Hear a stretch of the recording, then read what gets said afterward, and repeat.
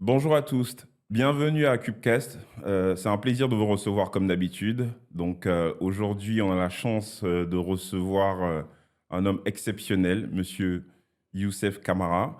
Donc voilà, je vais le laisser se présenter rapidement. Donc comme vous connaissez le principe de l'épisode, c'est un podcast. Moi, je m'appelle Ouattara Adama. Donc on vous présente ici quelqu'un d'exceptionnel par son parcours et par la position par rapport à la Maison de l'Afrique aussi. Donc je vais le laisser se présenter. Bonjour, Monsieur Camara, un plaisir de vous recevoir. Bonjour, Euh, Monsieur Ouattara. En tout cas, merci beaucoup de me donner l'occasion de m'exprimer. Moi qui vous remercie. C'est un plaisir de vous revoir. Alors, effectivement, moi, je me nomme Youssouf Kamara. Je suis un Afro-Européen, Ok, voilà, né en Côte d'Ivoire, qui l'a quitté à 20 ans ok, et qui vit en France et puis qui a travaillé dans différents pays européens. On aura l'occasion de revenir là-dessus. Je suis marié, père de 4 enfants. ok. Et professionnellement, je suis un dirigeant. Ouais, Je suis un dirigeant qui a dirigé énormément d'unités structure. économiques, de business units pendant 35 ans. Ok, Et aujourd'hui, je suis le directeur général de la Maison de l'Afrique. ok, Et parallèlement à cela, je suis aussi coach de dirigeants certifié. Donc, j'ai sûr. quelques clients en Europe, en Afrique et aux États-Unis. Ouais. Je suis également administrateur dans 3 entreprises ici en Europe. Voilà, pour faire synthétique. Donc c'est pas mal, parcours exceptionnel déjà. Et juste pour mieux vous comprendre un peu sur votre parcours personnel, hein, avant d'arriver sur la Maison de l'Afrique, c'est-à-dire que vous êtes né, vous avez grandi en Côte d'Ivoire, vous êtes venu en Europe. Quel a été ce parcours de manière en résumé? C'est parce que j'ai vu que vous aviez fait Dabou aussi, qui est une ville très particulière en Côte d'Ivoire, pour ceux qui connaissent. Voilà, donc comment ce changement et cette venue s'est fait et la suite pour comprendre un peu mieux votre profil? Alors, à l'orée de ma vie, j'ai envie de dire qu'il y a un certain nombre de chemins qui étaient sans doute tracés avant, et Ouais, puis des portes que j'ai forcées un petit peu. Toujours est-il que moi, je suis un adolescent de la fin des années 70 en Côte d'Ivoire, ouais. à Abidjan, à Cocody exactement, qui est un pays qui faisait énormément rêver, Bien très, sûr. très, très dynamique. Donc, j'ai quitté milieu des années 80. Mais en Côte d'Ivoire, j'ai eu la chance de bénéficier d'écoles Bien et sûr. d'enseignants vraiment de grande qualité, hein, ce qui m'a permis d'arriver au bac avec un bon niveau. J'ai eu effectivement mon bac à Dabou. Ok. J'étais interne à Dabou. J'ai fait ma sixième à Mans. Ok. J'ai passé beaucoup d'été à Boaké. Donc voilà, donc je connais la Côte d'Ivoire d'Abidjan, Cocody, où j'ai grandi. Mais je Mm. connais aussi l'intérieur du pays, puisque j'ai la famille qui y était installée. Donc après mon bac, à l'époque, nous y étions orientés, hein. Bien sûr. Donc j'étais orienté en sociologie. C'est pas tellement ce que j'avais envie de De faire. faire. Je me D'accord. destinais plutôt aux affaires. Donc je suis venu en France pour faire des études de commerce, ce que j'ai fait. Et j'ai eu la chance, à l'issue de mon école de commerce, d'être embauché tout de suite comme consultant chargé d'études dans un cabinet Ok. de conseil en marketing industriel. Voilà, c'est comme ça que je rentre dans la vie Actif. active.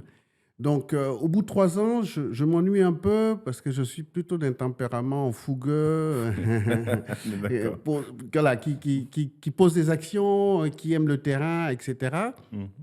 Et je décide de quitter donc le consulting pour rentrer dans un secteur d'activité qui était très en émulsion à ce moment-là, qui est la grande distribution spécialisée. Ok. Donc, je rentre chez Decathlon. Je rentre chez Decathlon comme responsable de rayon. Et là, j'entame une carrière dans le retail, hein, ce Dans qu'on le appelle retrait, le ouais. retail. Et au gré des changements, je fais 5 ou 6 enseignes ici en France. Ok. Je fais à peu près tous les métiers de l'exploitation. Les métiers de l'exploitation, c'est les métiers où on exploite le commerce Très bien B2C. fait.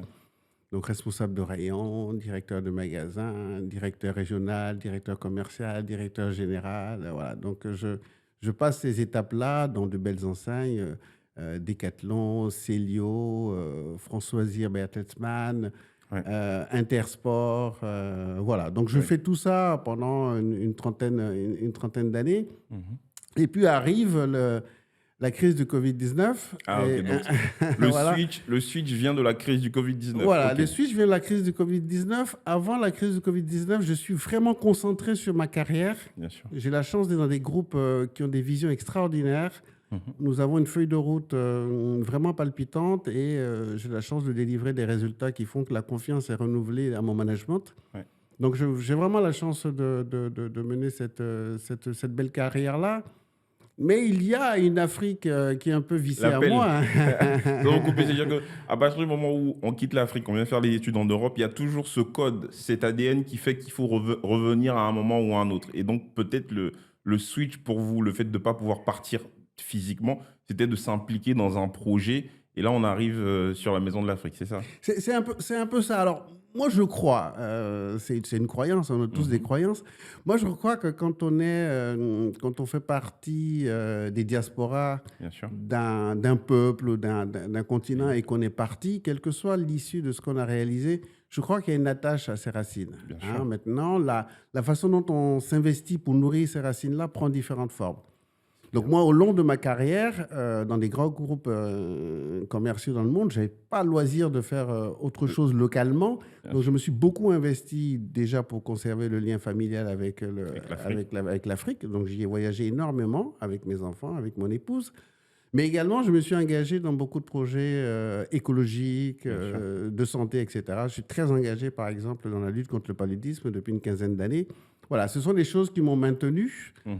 en contact avec l'Afrique. J'y L'Afrique. ai jamais véritablement travaillé. J'y ai fait des Investissement. investissements, comme beaucoup de membres de la diaspora. Mm. Beaucoup d'investissements malheureux. Ça, après, oui, on est d'accord. Et quelques-uns, heureusement heureux, dont je goûte le fruit aujourd'hui. On est d'accord. Et voilà, donc, mais à un moment, il me semble, hein, il Ouais. me semble que l'appel de l'Afrique pour en faire un terrain d'exercice professionnel Ouais. commençait à prendre Forme petit à petit. forme dans mon esprit. À ma Ouais. seniorité, hein, autour de 45 ans, voilà, on commence À à se dire. maîtriser son sujet. Quand on a dirigé des Clair. boîtes en France, en Belgique, en Suisse, au Canada, voilà, diriger une entreprise, on sait à peu près de quoi on parle. Mhm. Et c'est ainsi que je me retrouve en situation d'échanger avec le conseil d'administration de la Maison de l'Afrique. Justement, pour juste truc, donc déjà pour récapituler, vous aviez cette fibre de l'engagement, on est d'accord. Donc c'est-à-dire quelque part, c'est quelque chose qui est venu du fait d'un engagement et petit à petit, vous êtes arrivé à la Maison de l'Afrique. Avant de basculer sur la Maison de l'Afrique, maintenant qu'on a vu votre profil, on a compris un peu votre background, si on peut dire ça comme ça, euh, euh, quelles sont vos perspectives pour l'Afrique? C'est-à-dire, on parle de la Maison de l'Afrique. Avant d'ouvrir la porte de la Maison de l'Afrique, êtes-vous un afro-pessimiste ou un afro-optimiste pour l'Afrique, d'abord? Alors, moi, je suis ni l'un ni l'autre.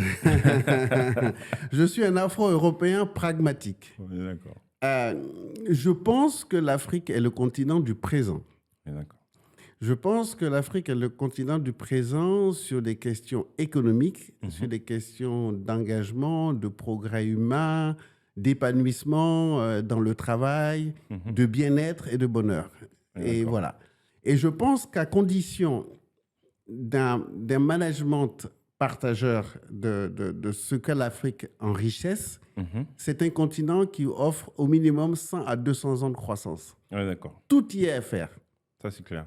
Donc, je ne suis pas un optimiste BA, c'est un objectif vraiment factuel qui est venu se renforcer aussi des 4 années d'exercice de la Maison de l'Afrique où j'ai eu la chance de voyager entre 10 et 15 fois par an en Afrique pendant 4 Mhm. ans. Donc, je peux m'exprimer en connaissance de cause.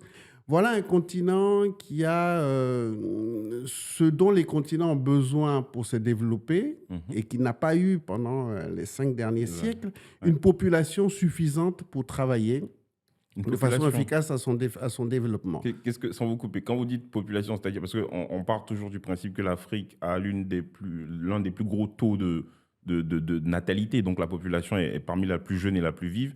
Quand vous parlez de population, vous parlez de gens qui sont plus ou moins, qui ont les compétences, ou parce que en termes de quantité, il y a la population. Donc la question Mais il faut les deux. Ok. Il faut les deux, il faut les compétences à tous les étages, hein. Ouais. Tout le monde ne peut pas être médecin, tout le monde ne peut pas être On est d'accord. ingénieur, tout le monde ne peut pas être député, tout le monde ne peut pas être ministre.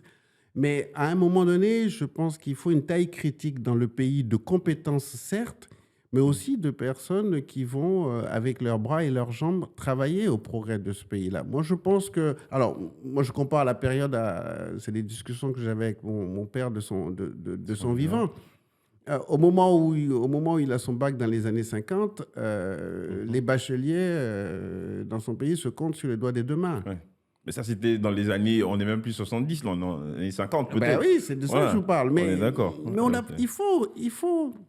il faut regarder l'Afrique au travers de son histoire. Bien sûr, Je pense que beaucoup trop souvent, on la regarde en comparaison des autres pays développé, à l'instant T, mais les pays occidentaux ont deux fois, sur le chemin du développement, 250, 300 ans d'avance. bien sûr. Totalement d'accord. Alors, si vous comparez des pays qui sont dits indépendants depuis 65 ans à des pays qui ont fait leur révolution Depuis depuis 200-300, 260 ans, il y a des vous problèmes. allez forcément être déçu. Ça, on est d'accord. Voilà. Donc, moi, c'est vraiment. Voilà. Donc, je dis que c'est le continent d'aujourd'hui. Pourquoi? Mhm. Parce qu'il y a absolument tout à faire. Mais juste pour revenir sur la question des compétences, et après on va avancer. Moi, j'ai l'impression que partout où j'ai croisé des Africains, Europe, Afrique, Europe, tout le monde a des diplômes. Donc, en termes de compétences, j'ai l'impression que j'ai jamais vu une université, une école, une fac où il n'y a pas un Africain d'un pays ou d'un autre qui est diplômé. Certaines nationalités même sont surdiplômées pour le coup. Donc, si on prend le nombre de gens diplômés qu'il y a, que ce soit dans leur propre pays ou à l'étranger, je pense qu'il y a largement de compétents ou de compétences à disposition, sans parler même des gens de la diaspora qui occupent des postes comme vous ou d'autres profils qui ont fait différents pays. Donc, est-ce que c'est vraiment seulement une question de compétences, sachant que les familles africaines investissent énormément dans la formation de leurs enfants? La preuve, vous, on vous a envoyé en Europe, nous, pas mal d'entre nous aussi, donc ça devient un parcours classique même, j'ai envie de dire. Donc, est-ce que c'est la seule problématique réelle, en fait? Alors, moi, je dissocie la compétence du diplôme. Ah, c'est une très grande différence, on est d'accord. Je trouve que c'est un leurre. Et je trouve que une frange des jeunes et moins jeunes Africains Mhm. court trop derrière les diplômes. La diplômite. Au moment où vous êtes diplômé, je Mhm. choque quand je dis ça, vous ne savez pas travailler. On est d'accord. Vous ne savez pas travailler. Donc, il faut beaucoup d'humilité Mhm. pour que dans l'organisation dans laquelle vous allez être employé, vous allez apprendre à travailler. On est d'accord. Si c'est une entreprise, vous allez apprendre sa culture, vous allez apprendre son fonctionnement, vous allez connaître ses clients, vous allez vous positionner dans la chaîne de valeur de cette entreprise, à l'endroit où vous allez contribuer à créer la valeur. On est d'accord. Mais il faut être discipliné pour ça. Donc, le nombre de diplômés africains, pour moi, n'est pas un critère. Moi, je parle de compétences, je parle d'aptitude à travailler. On est d'accord. Malheureusement, On et n'a c'est pas vrai pour l'Afrique, mais ça a été vrai pour d'autres un pays. certain nombre de pays auparavant. C'était vrai pour l'Asie, c'est vrai pour la Chine, pour la Corée, qui est un exemple qu'on peut regarder. Mm. Il faut à un moment donné parler de capacité de travail OK. et de création de valeur D'accord. et de compétences. Compétences à être un très bon tourneur-fraiseur. On a Oui, besoin, par beaucoup exemple, dans de un métier. soudeurs en Afrique aujourd'hui, on ne les a pas. Compétences pour les constructions. Il y a un déficit de logement gigantesque dans les capitales africaines. Mais quand vous allez sur les chantiers, très peu De gens de savoir. jeunes issus du pays sont sur ces chantiers-là. On est d'accord. Voilà, donc pour m'arrêter qu'à ces deux exemples-là, c'est bien c'est bien d'avoir des diplômes et de courir après cette notion de bac qui nous fut Ouais. importée et à partir duquel on va mesurer que vous avez fait 2 années, 3 années, 4 années, 5 années 5 années. après pour être un bac plus X et Ouais. qui tout d'un coup vous donne l'aptitude à prétendre à un gros salaire On est dans d'accord. une organisation. Moi, je ne partage pas ça. Donc, Moi, je pense qu'il faut vraiment raisonner mhm. en besoins Compétences. et en compétences pour le pays Mhm. et que chacun, selon sa personnalité, selon son affinité, selon ce qu'il aime faire, puisse s'investir dans l'énergie, dans l'agriculture, dans la transformation agricole, dans la construction, dans le transport, dans le Bien sûr. tourisme, dans la restauration, dans la santé, On est d'accord. dans l'enseignement. Les champs sont vastes. Ouais, on est d'accord qu'il y a tout à faire en Afrique. L'avantage est là, comme vous le dites. Hein, moi, j'ai bien envie de dire, si on prend une mesure, c'est comme si on prend l'Europe ou l'Amérique il y a 1 siècle ou 2 siècles. Et quand on va en Afrique, en fait, on voit le gap entre la différence de ce qui est aujourd'hui dans certains pays et ce qui pourrait être en Afrique à mettre en place. Donc, quelque part, en termes de champ des possibles, il est illimité quelque part. Et donc, je profite de cette brèche-là pour arriver maintenant sur la Maison de l'Afrique, pour le coup.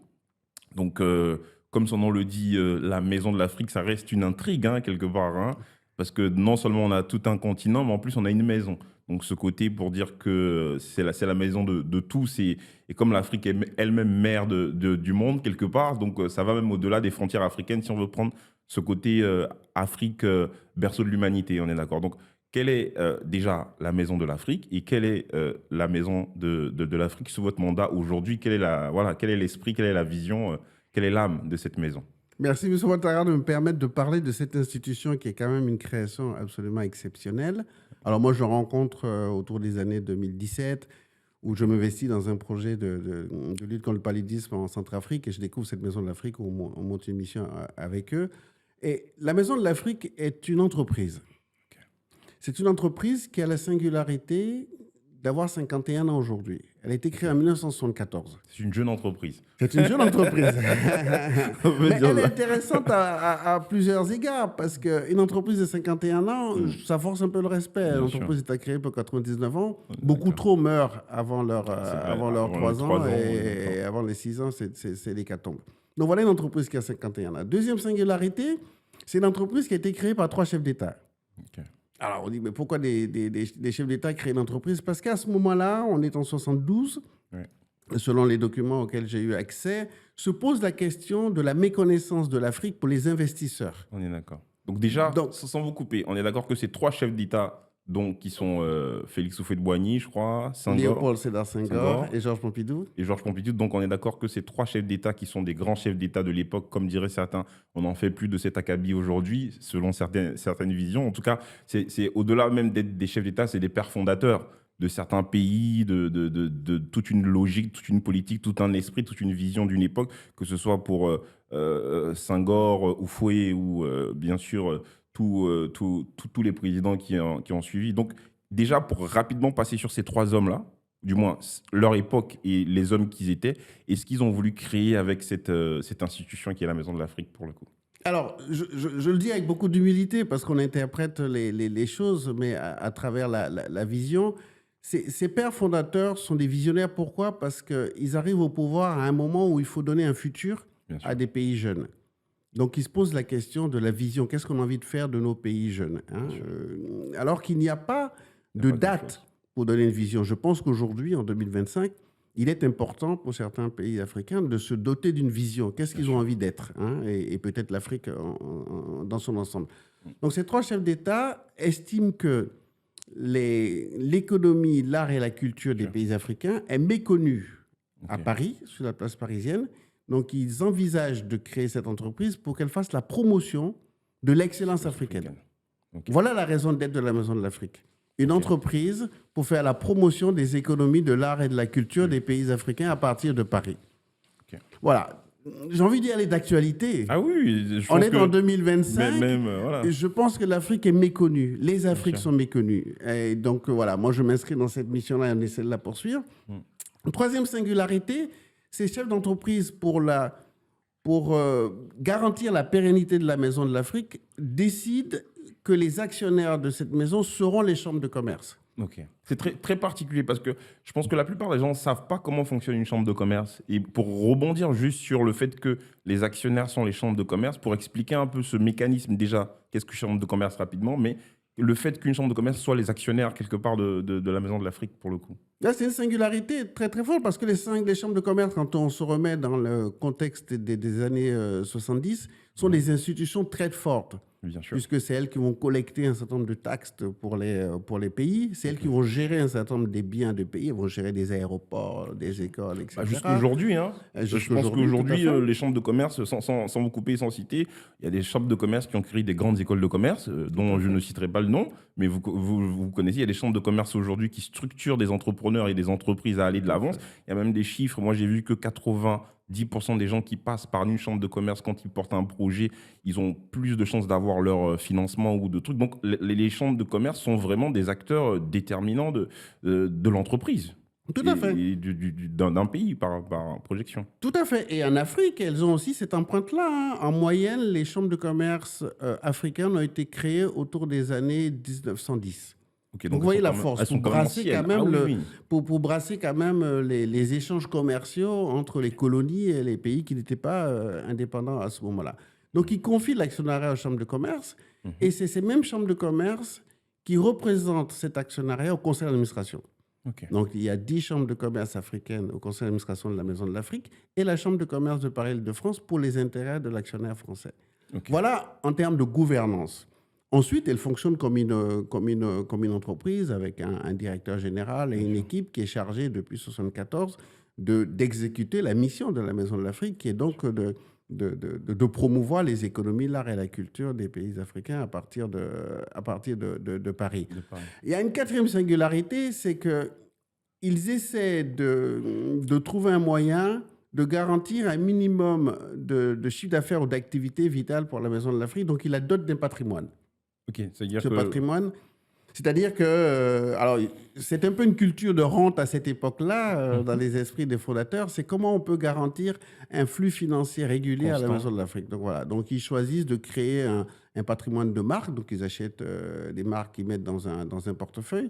Ils achètent des fonds de commerce qu'ils mettent également dans un portefeuille. Et aujourd'hui, la Maison de l'Afrique est propriétaire de ces locaux, ce qui fait qu'elle a des salles qu'elle loue. Ah, ok. Donc ces activités-là font un petit filet de chiffre d'affaires et d'activités à partir duquel peut se développer les autres activités de la Maison de l'Afrique, qui n'ont pas été les mêmes dans les années 70, 80, 90 et ce qu'elles sont aujourd'hui. Dans les années 70-80, la Maison de l'Afrique fut vraiment un intermédiaire important de l'intermédiation d'affaires entre la France et tous ces pays africains-là. Quel type d'affaires c'est-à-dire, est-ce que c'est le commerce de matières premières? Est-ce que c'est l'import-export? Est-ce que c'est tout ça en même temps? Est-ce que c'est pour voir un peu l'idée? Alors, l'intermédiation consiste à quoi? Consiste à faire que des partenaires se trouvent pour faire affaire ensemble. Bien sûr. Donc, ça peut être dans tous les domaines. Donc, men in the middle, comme disent les Américains. Exactement. C'est-à-dire vraiment le travail de, OK, on met des gens autour de la table, on essaie de les faire se connecter. Et est-ce que dans ces travaux d'intermédiation, il y avait une commission? Puisque bon, un intermédiaire classique prend une commission. Maintenant, est-ce que la Maison de l'Afrique avait ce système? Puisque comme j'ai compris, l'idée, c'est de la rendre indépendante pour qu'elle puisse subvenir à ses propres besoins. Donc, est-ce que son activité d'intermédiaire, quelque part, était rémunératrice, si on peut dire? Elle a été très, très rémunératrice par le passé. Elle est un peu moins. Nous avons relancé cela depuis 4 ans. Ouais. Ça marche bien. Vous savez, quand vous accompagnez par la Chambre de commerce actionnaire d'un pays africain un industriel ou un commerçant pour prendre des parts de marché dans un pays africain, en sécurité dans ses transactions, en sécurité dans ses activités, en sécurité dans le fait d'être payé, vous lui apportez un service qui vaut de l'or. On est d'accord sur ça, surtout dans certains pays qui ne sont pas forcément très... on entend dernièrement que des grandes agences de consulting sont en train de se retirer du continent africain. C'est le moment d'accélérer. Donc la Maison de l'Afrique, modestement, se positionne là. Alors nous sommes une très petite entreprise en termes de capitalisation de chiffre d'affaires. Notre capitalisation n'est pas diffusée. Mais nous avons une grande influence de par le pédigré dont je vous parle. Quand vous êtes né de la volonté de 3 chefs d'État visionnaires, quand vous êtes administré par un conseil d'administration appartenant à 11 chambres de commerce, c'est-à-dire que vous avez la possibilité de travailler avec en moyenne 300 collaborateurs de chacune des chambres de commerce. Vous voyez tout de suite que je peux mettre à disposition 3000 cerveaux pour réfléchir à un problème sur 10 pays africains. Une force de sollicitation. Ça donne une force de frappe quand même. Une force de frappe. D'ailleurs, c'est très intéressant. Et puisque j'ai vu aussi qu'il y avait d'autres chambres de commerce, par exemple la Chambre de commerce du Canada, j'ai vu ça il n'y a pas longtemps, et même une chambre de commerce orientée Canada-Afrique. Pourquoi vous ne faites pas aussi, vous élargissez pas encore plus quelque part le mandat pour agrandir peut-être ses revenus? C'est-à-dire que quelque part, je pense que la Maison de l'Afrique est une grande dormante dans le sens où il y a une puissance de frappe, comme vous dites, quelque part. Et qu'est-ce qui manque pour déclencher les flammes, en fait, ou les foudres de cette machine de guerre? Quand on voit les pères fondateurs, on se dit, bon, OK, en termes de légitimité, de filiation, il n'y a aucun frein. Je veux dire, aujourd'hui, vous ouvrez toutes les portes, ne serait-ce qu'avec les 3 noms de ces présidents-là, en termes de mémoire et de représentation. Sur les puissances de frappe des chambres de commerce, personne ne peut les remettre en cause, spécifiquement celles de Paris ou de tous les pays dont vous avez cité. Donc, de quoi a besoin aujourd'hui, actuellement, la Maison de l'Afrique pour passer next level, si on peut dire ça comme ça? Elle a déjà passé next level. Les flammes apparaissent derrière son accélération, tout le monde ne les voit pas. Mais pendant 4 ans, les actifs ont été largement augmentés. Mais l'axe de l'ouverture des pays membres, qui est une question de gouvernance, n'est pas d'actualité. Ok. N'est pas d'actualité parce qu'elle questionne la gouvernance en termes d'actionnariat, d'ouverture de capital, etc., qui n'est pas essentielle à mon sens aujourd'hui. Déjà, la potentialité des 10 pays africains membres C'est déjà pas mal. exploités n'est déjà pas au top. En revanche, c'est pas parce que des pays africains ne sont pas actionnaires de la Maison de l'Afrique ou membres de son conseil d'administration que nous ne travaillons pas. Bien sûr, Hein. Donc, coopération avec la d'autres. coopération, elle est mondiale. Hein. Bien Nous sûr. travaillons vraiment avec beaucoup de pays africains et Mm. également des pays d'Asie. Vas-y. Donc, l'intermédiation se fait nord-sud, mais elle se fait énormément sud-sud. L'intermédiation aussi entre pays africains. Bien sûr. Hein, voilà, des pays d'Afrique de l'Ouest qui gagnent par la Maison de l'Afrique à travailler ensemble sur certains sujets, notamment sur les sujets de marque. On fait beaucoup de choses Bien entre sûr. les chambres de commerce africaines. Donc là, le sujet d'élargir le nombre de pays membres de la Maison de l'Afrique n'est pas d'actualité. Ce qui est d'actualité, c'est vraiment, pour répondre à la question, il faut le temps de mettre en œuvre tous les leviers de croissance que nous avons identifiés, que nous avons activés à la Maison de l'Afrique. Et vous savez, une entreprise nécessite une gestion en bonne paire de Bien famille. sûr. On est d'accord. Parce que de voir les opportunités et de s'enflammer, C'est pas c'est très forcément- risqué. Il y a un triptyque qui est très important à respecter dans l'entreprise. Moi, j'ai appris ça dans le les grands privé. groupes de pérennité. C'est d'abord, avant tout, essayer de faire aujourd'hui ce qui rend l'entreprise pérenne. On est d'accord. Hein. Moi, ce que je fais aujourd'hui, j'espère que ça contribuera à ce que dans 50 ans, quelqu'un soit assis devant un micro pour dire... Bien sûr, bon, ça fait 100 ans que la Maison de l'Afrique tourne Ça fait maintenant. 100 ans que la Maison de On l'Afrique est tourne, totalement et puis en d'accord. 2025, elle a pris une accélération de fou. Non, mais je suis totalement Et d'accord. il y a la croissance, mais la croissance est un piège. Souvent en entreprise, on voudrait regarder que la croissance. Bien sûr. Mais tout de suite après la croissance, il y a la rentabilité. Ah, on est Est-ce que d'accord. le chiffre d'affaires que vous développez est rentable? Beaucoup d'activités ne sont pas On rentables. est totalement d'accord. Surtout, Faire du chiffre pour du chiffre, ça ne marche pas. Donc voilà, moi je travaille sur ces trois triptyques-là, totalement avec d'accord. vraiment la rentabilité comme primeur, et ensuite une croissance rentable. Je comprends totalement. Mais pour rebondir sur deux questions, dont la première sur les coopérations, par exemple, quand vous me parliez d'Afrique de l'Ouest, de développer les connexions ou interconnexions entre les pays africains, par exemple, il y a la Zélesca, qui est aussi une autre entité qui permet de faciliter ça, surtout entre les pays anglo-saxons et les pays francophones. Est-ce que la Maison de l'Afrique aussi a la possibilité de s'appuyer sur d'autres institutions pour amplifier un peu son impact, ou vous êtes vraiment que sur les pays membres qui constituent l'actionnariat ou la création de l'entité? Non, pas du tout.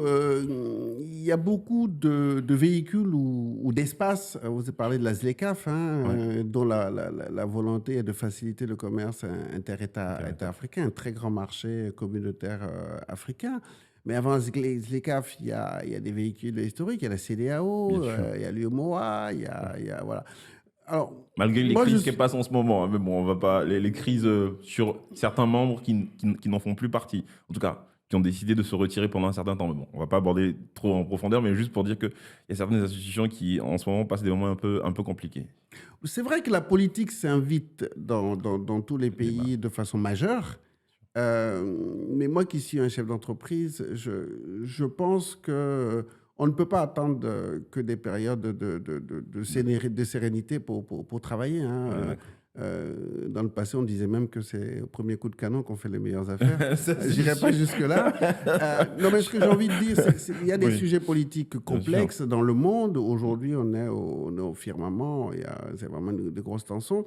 Mais le chef d'entreprise, je pense que c'est celui qui est concentré sur la pérennité de son entreprise. Parce qu'il a créé une entité pour 99 ans. On est d'accord. Donc, il doit prendre les paramètres autour. Le paramètre politique en est un. Mais le paramètre essentiel, c'est qu'est-ce qu'il apporte au marché qu'il a envie de traiter. Pour quel client? Exactement. Avec quel partenaire? Donc, nous, à la Maison de l'Afrique, tout simplement, dans notre écosystème, il y a des institutions. Nous travaillons, par exemple, avec les ambassades africaines ici à Paris, qui sont incontournables sur la question d'accès à certaines informations ou à certains marchés dans leur pays. Nous allons travailler avec des institutions bancaires, africaines, françaises, panafricaines. Ok, donc justement, j'allais arriver sur vos partenaires. Quels sont le type de partenaire ou les catégories et pour quel usage ou truc vous les utilisez. C'est-à-dire qu'un partenaire bancaire vous sert à quoi, un partenaire comme une chambre de commerce vous servira à quoi et une ambassade vous servira à quoi. C'est-à-dire quel interlocuteur pour quelle finalité Ouais. dans votre process. Ça va être long à développer, Oui, mais je vais d'accord. développer quelques exemples sans dévoiler mes secrets de relance. Bah, d'accord. C'est là la partie de l'information importante, elle est là. Mes premiers partenaires clés, je le dis souvent, ce sont mes clients. Bien sûr. Euh, Très tôt, en arrivant à la Maison de l'Afrique, dans l'audit que j'ai fait, c'était de comprendre Mhm. qui pouvaient être les clients De la qui peuvent maison. générer du chiffre d'affaires rentable pour la Maison de l'Afrique. Ok. C'est ceux-là les premiers partenaires. Et qui sont ces clients-là pour le Mais coup? ces clients, alors c'est l'opération qu'on a faite, l'évolution du modèle économique qu'on a appliqué à la Maison de l'Afrique, c'est qu'on a fait de nos actionnaires nos clients. Ok. Donc les maisons, les chambres Donc de les chambres commerce. de commerce sont Ok. aujourd'hui nos clients Les premiers pour clients. qui nous prestons pour un certain nombre de services parce que nous sommes ici, nous ici à Paris, en France, et qu'elles sont là-bas. Donc on peut travailler ensemble. Je peux donner un exemple. Oui. L'exemple, c'est des salons de promotion Bien sûr. d'activités de leur pays que nous montons avec eux et que nous organisons avec eux dans leur pays. Ok. Directement. Voilà. Donc Je crois que vous je vais avez. même plus loin pour illustrer Ouais. l'exemple. Au moment où nous faisons l'audit de la Maison de l'Afrique, nous comprenons qu'un de ses actifs les plus importants sont les marques. Oui. Et nous comprenons que dans les marques, il y a une question de licence de marque qui rapporte des revenus à la Maison de l'Afrique. Bien Et nous creusons le sujet pour découvrir que finalement, le marché de la licence de marque est un marché qui est très peu traité en Afrique. Bien sûr. Nous découvrons alors que c'est un marché autour de 350 milliards de dollars J'ai vu les chiffres pour justement. lequel l'Afrique joue 350 peu. milliards. Milliards de Ça, dollars. c'est le marché mondial, hein, on est Ça, d'accord. c'est le marché Donc, mondial. c'est-à-dire que c'est le marché où il y a LVMH, Mercedes, toutes les grandes marques mondiales qui sont connues jouent dans ce marché-là quelque part. Et la Maison de Exactement. l'Afrique avait déjà un portefeuille de marques en fait. C'est ça, c'est ça. Et voulait inciter, stimuler cette notion de marque, déjà d'être une marque Mhm. pour avoir de la valeur. Bien sûr. Alors, on a un slogan qui risque quelques poils. On dit quand vous n'êtes Justement. pas une marque, vous n'êtes rien. J'ai entendu Mais ce votre qui est slogan. vrai, Bien sûr. quand vous allez chercher une boisson rafraîchissante dans une étagère d'un supermarché, la probabilité pour que vous reveniez avec une marque américaine qui est là. présente dans votre esprit 80%. est forte. Vous n'allez pas revenir avec un Mais jus africain. Quelque part, voilà. qui dit marque, dit image de marque, dit communication, dit construction de la marque. Parce que toutes les marques dont on cite qui ont ce marché de quelques milliards d'euros, c'est des marques avec lesquelles on a grandi par des spots publicitaires, par des films, par des séries, tout un tas de trucs. Donc en fait, l'existence par la marque, c'est quelque chose de vivant et de dynamique. Donc la question de la marque, certes, on a identifié un marché, on a identifié trucs.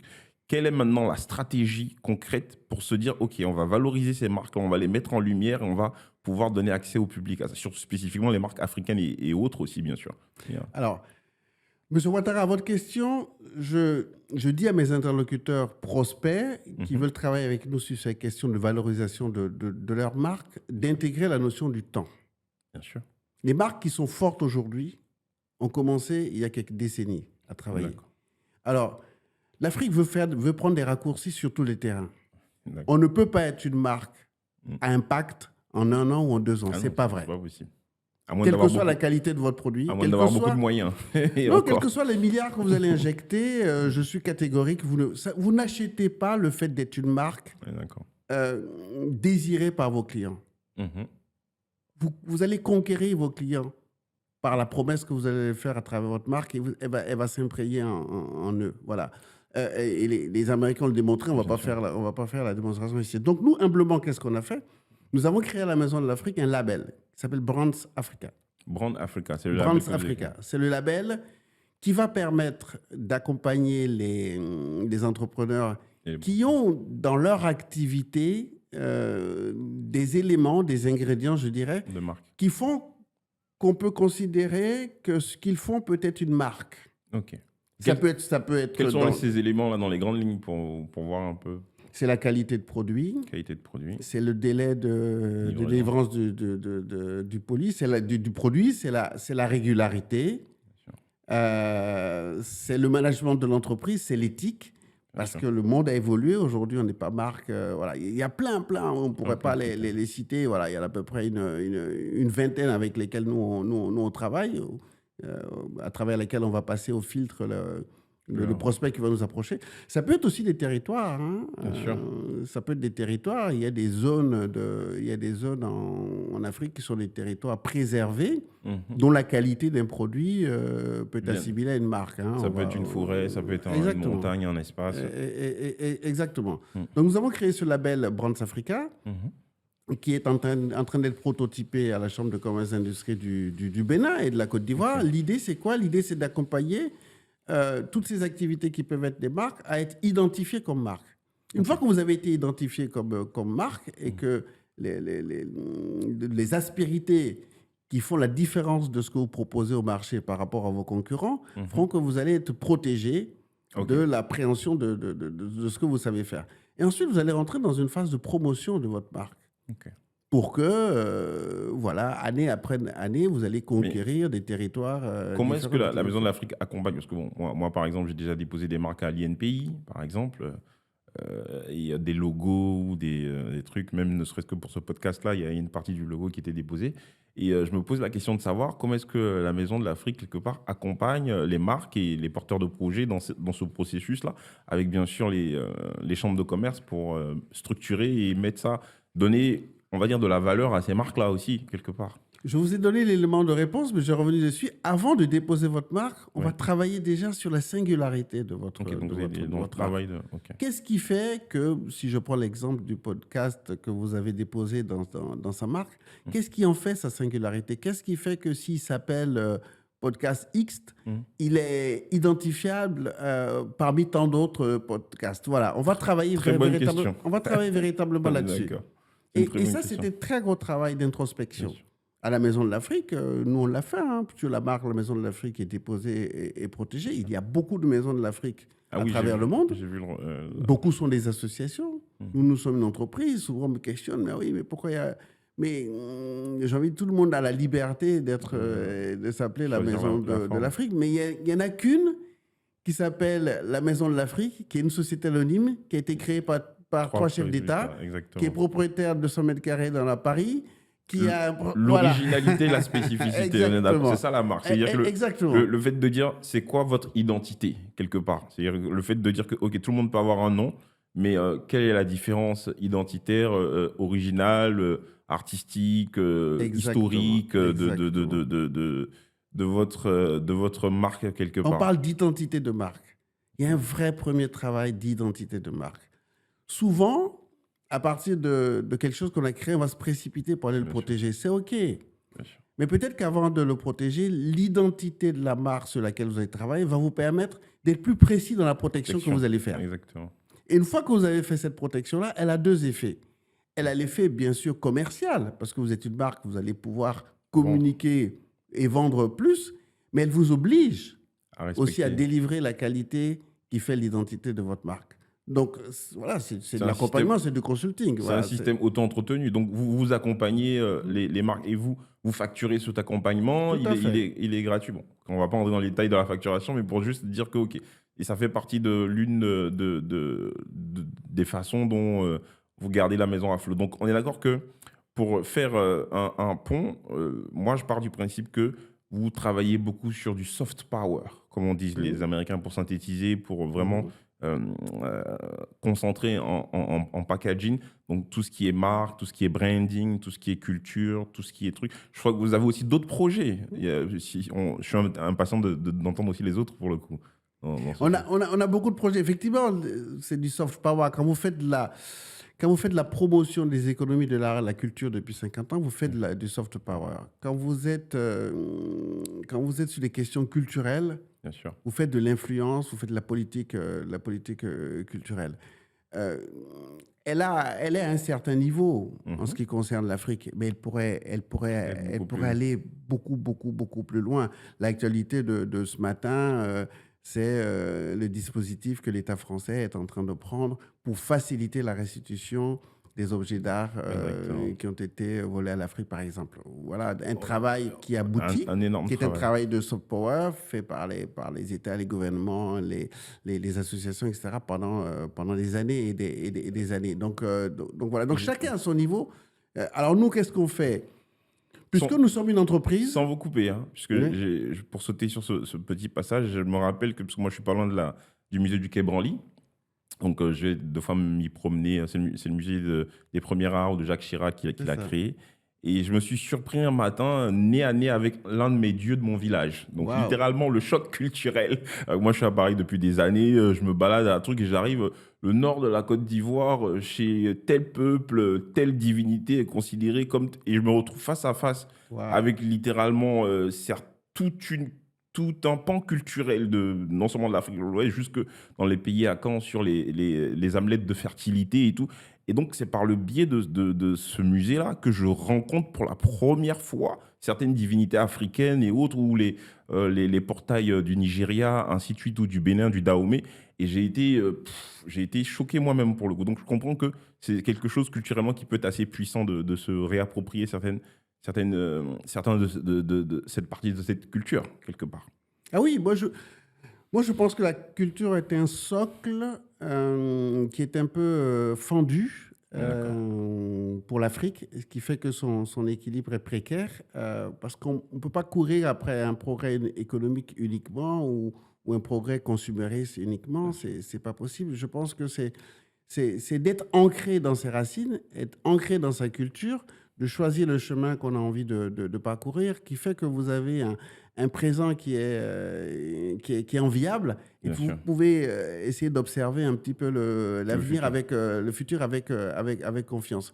Donc la question de la culture est une question essentielle. Donc nous, on fait la promotion de la culture, c'est-à-dire que toutes les activités qui tournent autour de la promotion culturelle africaine, Musique, voilà, nous art. essayons de lier partenariat Mhm. avec les porteurs de ces activités-là, de ces projets-là, pour leur faire changer d'échelle, Mais pour les soutenir. juste sans vous couper, le soft power de l'Afrique, j'ai l'impression que l'Afrique souvent peut se cacher derrière son soft power, dans le sens où c'est clair que culturellement, c'est exceptionnel la culture, et c'est la base de tout, on est totalement d'accord.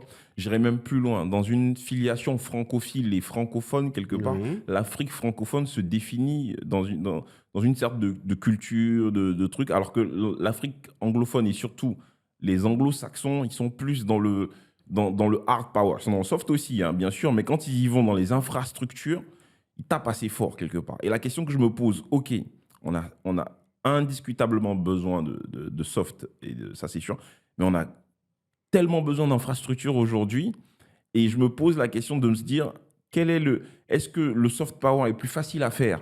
Donc tout le monde se projette plutôt sur le côté soft, alors que l'infrastructure a un gros besoin, et comme vous dites, une force de frappe d'avoir toutes les chambres de commerce littéralement à portée de main.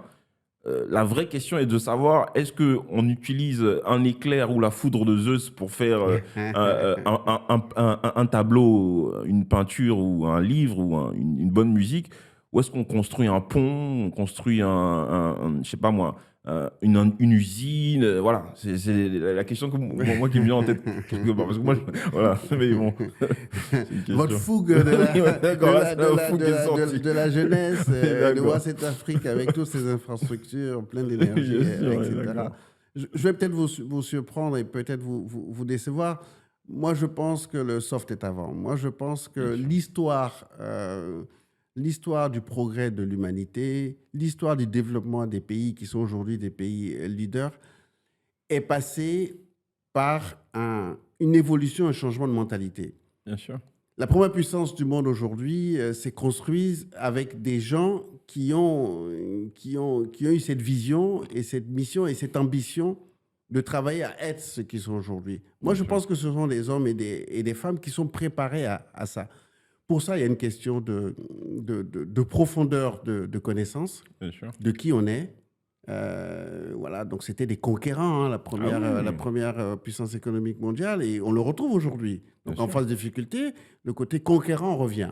avec des solutions qui sont discutables, mais le côté conquérant revient. Moi, je pense que Des cow-boys. l'Afrique, je pense que l'Afrique a besoin d'être conquérante, mais pour qu'elle soit conquérante, il faut qu'elle se réconcilie avec son histoire, parce qu'elle eut une histoire de conquête forte. Bien sûr, il y a des grands Moi, j'aime, conquérants en moi, j'aime Afrique, hein. beaucoup lire, c'est une de mes passions. L'Afrique du XIIIe siècle est passionnante, Bien sûr. avec des grands chefs guerriers qui ont mis à mal un certain nombre d'envahisseurs. Alors moi, je crois que on doit d'abord construire une nation forte, Bien sûr. d'état d'esprit, de mentalité de Fort. conquête et de progrès pour tous. Moi, je pense qu'on doit remplacer un état d'esprit de prédateur consumériste par un état d'esprit de partageur de l'abondance. On est totalement- L'Afrique est une terre abondante. Mais je suis totalement d'accord et je vous rejoins dans un sens. J'irai plus loin aussi en disant qu'il y a eu énormément de conquérants en Afrique. Les gens ne le savent pas, que ce soit la tablette de Narmer au niveau de l'Égypte antique qui a créé toute la dynastie des pharaons égyptiens autour de la corne de l'Afrique, bien sûr, l'actuelle Égypte, jusque aux rois de l'Empire mandingue qui ont traversé pour arriver aux États-Unis et qui ont découvert avant Christophe Colomb l'Amérique d'aujourd'hui. Donc, quand Moussa et son frère et pas mal d'autres ont fait énormément de découvertes dont les gens... Je pense que le vrai problème, les gens ne le savent pas. C'est deux choses qui sont différentes. De dire que non seulement les gens ne le savent pas, et ceux qui écrivent l'histoire de l'Afrique, souvent, ne s'intéressent pas forcément à ces pans-là. Donc, je pense que les Africains eux-mêmes ne savent pas leur histoire. Donc, ça, c'est la première question. Et dans ce prolongement, aujourd'hui, pour rebondir sur les infrastructures et la puissance de frappe, pour repartir sur cette partie-là, les infrastructures sont criantes parce que le développement passera par l'infrastructure. Je pense qu'aujourd'hui, Cheikh Anta Diop et d'autres écrivains ont fait énormément de travail de diffusion de qui on est, de notre histoire, et pas mal. Et aujourd'hui, l'Africain, maintenant, doit rentrer dans cette nouvelle ère où il doit se dire, OK, maintenant, je sais qui je suis, je sais d'où je viens. Là, maintenant, je dois construire. Voilà. Oui, on y est, hein. On y est dans la construction. Et puis, on va revenir au tout premier point du début de podcast où je vous parlais de taille critique de population. Bien sûr. Je crois qu'il fallait des Africains en nombre, et c'est le cas, hein. C'est le continent de la croissance de la population. Pour moi, c'est une bonne nouvelle, parce que c'est une question de proportion.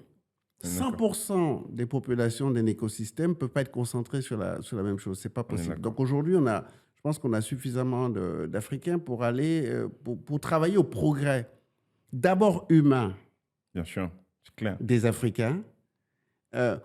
J'y viens à ce besoin d'infrastructure. Je viens à tout ça. Encore une fois, comparaison n'est pas raison, mais n'allons pas trop vite. Ne copions pas. Peut-être que l'Afrique a une voie de développement à proposer à ce monde. Bien sûr. Doit-on être aussi énergivore que les pays occidentaux avant nous? Je ne le pense pas. Je le pense pas Doit-on aussi. copier le développement des villes tentaculaires? On les voit, hein. Je les vois dans les capitales africaines où je séjourne quand je fais mes missions.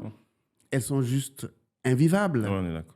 Elles sont juste invivables. Il y a des grands pays africains où l'ensemble de la population tient dans la capitale. On est d'accord. Mais c'est un scandale. D'accord. Voilà une possibilité territoriale. Alors, on décrète des capitales et 10, 20, 30, 40 ans après, elles ne sont pas occupées. Donc, D'accord. moi, je pense que c'est parce qu'on sera suffisamment nombreux à connaître l'histoire de l'Afrique, à comprendre ce qui est bon pour l'Afrique, ce qui est bon pour les Africains, et comment les Africains veulent vivre dans un continent où il fait en moyenne 26 degrés. D'accord. Doit-on continuer à construire En béton. en béton et en ciment en mettant de la clim? Je ne le pense pas. Moi, j'ai grandi dans une période où ma grand-mère vivait à Boaké, où j'allais régulièrement. Sa maison était en terre cuite, très confortable. Il faisait 50 degrés dehors. Il faisait frais dans la maison. Mais aujourd'hui, avec 4 siècles de battage marketing, dormir dans une maison en géobéton, vous pensez que vos voisins vont vous considérer comme quelqu'un de pauvre. D'accord. Comment vous voulez faire? Mais donc Voilà, donc il y a des voies, et il y a des solutions. Hein. Il y a Bien des sûr. solutions. L'Afrique l'a démontré. Oui. On parle du système bancaire. Voilà Bien un sûr. continent qui avait un taux de bancarisation qui était très très faible avant l'arrivée du digital. Et tout d'un coup, c'est devenu un des taux les plus élevés du au monde avec Mobile banking. le mobile banking. Voilà la communication. C'était des pays où les Africains ne communiquent pas entre eux. Aujourd'hui, en moyenne, par pays, il y a 3 ou 4 portables Ah, plus des chaînes par- de télé et tout. voilà, etc. Et dans la construction, alors nous, on a ouvert un consortium à la Maison de l'Afrique sur lequel on réfléchit. Moi, je suis convaincu que la construction 3D, Ok. c'est l'avenir de la construction en Afrique. C'est quoi la construction 3D pour ceux qui ne savent pas pour le Alors, coup. la construction 3D, c'est une machine. Alors, la Chine, Ah, elle a fait la qui démonstration imprime la machine. Ok. pendant le Covid. Hein. Elle a construit en 3 mois des cliniques, on l'a vu. Donc, c'est une machine qui imprime une maison dans sa structure. Et ensuite, vous faites les finitions, porte, sol, etc., etc. Le gros œuvre, quoi. Le gros œuvre, voilà. Et ce gros œuvre est fait avec un intrant qui est local, c'est-à-dire que vous allez utiliser le sable, l'argile, etc. Qui sera local, que vous mélangé. allez pouvoir adapter à la machine. Mhm. Et quand vous avez rodé, c'est des projets à 2 3 ans. Une fois que la machine est rodée, je pense qu'en plein régime, elle construit une petite maison de 2 Mais- pièces tous les 48 heures. Ça coûte cher quand même ce genre de matériel déjà à acheter et ensuite à utiliser en termes de compétences et autres. Je veux dire, aujourd'hui, même en Europe, je ne pense pas que ce soit des systèmes qui soient répandus. Monsieur Ouattara, le progrès coûte cher. Ah oui, on est d'accord. Maintenant, Le progrès coûte qui le cher. finance, c'est ça la Le question. progrès coûte cher. Or, je pense que le financement, c'est une question de mécanisme. À la base, il faut une volonté. Voilà. S'il y a une volonté d'un écosystème d'adopter une solution, voilà. Vous savez, les téléphones portables dont on parle aujourd'hui, Oui. qui sont diffusés en Afrique, les antennes, etc., il a fallu investir dans les Ah infrastructures. Ceux qui investissent dans les infrastructures ont rentabilisé Ah oui, on sur est la d'accord. décennie qui a suivi. C'était pas cher, hein. Mais, C'était un petit peu moins cher que le filaire, mais c'est allé beaucoup, beaucoup plus vite. Donc, la question de quelle technologie mhm. pour une Afrique qui a un progrès humain ou un développement durable, Mm. pour moi, c'est comme ça qu'il faut poser la Mais je question suis de totalement développement. d'accord. en Mais Afrique. est-ce que la Maison de l'Afrique demain peut avoir peut driver ce genre de projet-là? C'est par pas, exemple. elle peut, elle drive. Ok, Nous donc ça veut dire avons, que- nous avons deux sujets qui sont sur la table. Un sujet au Bénin et un sujet en Côte d'Ivoire. Nous sommes en train de créer un consortium avec tous les corps de métier nécessaires pour mener ce type de projet. Donc, l'industriel qui a la machine, le promoteur qui croit en la construction de ce type, l'architecte qui va travailler avec lui, l'écosystème financier qui va financer le projet.